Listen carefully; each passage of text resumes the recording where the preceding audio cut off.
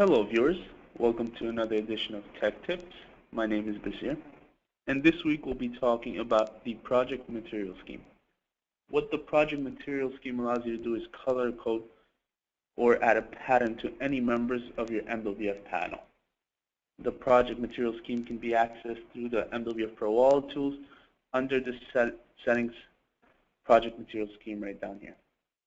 Now the project material scheme can be added in two different ways. The first would be by a thickness range, which is essentially color coding it based on your gauge.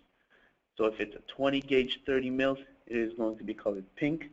If it's an 18 gauge 43 mils, it is going to be colored yellow, and etc. These thickness ranges can be controlled by clicking on the Edit tab.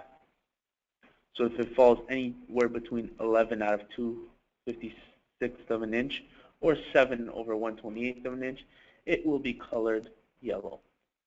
You're able to modify these to fit your needs. These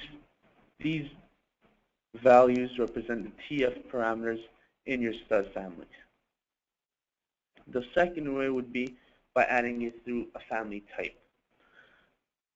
So we could simply add a family by clicking on the plus icon. You have all the families available in your project, so your columns and your horizontal structural framing families are available right here. Any families that are not there simply means it is not loaded in the Revit project. So we're simply going to select the 600 S16233 and say that we want to color code it red, for example. We're also able to add a pattern, if we wanted to. These patterns, again, refer to all the patterns available in your Revit project. If you want to create your own one, you need to simply create it in your Revit and it'll be available. I'm going to go ahead and add one for a 600T and color that blue. We're also going to go ahead and add a project material scheme for our 4-inch wall. So if it's a 400S, we're going to go ahead and color that yellow. And my 400T top and bottom track, we're going to go ahead and color that green. By check marking the apply scheme during panel regeneration, this will apply the scheme once you regenerate the panel. So you can simply select the panel, hit the regenerate button. It is going to apply the scheme after regeneration is complete, just like so. So you're able to quickly tell what stud you're referring to based off the color.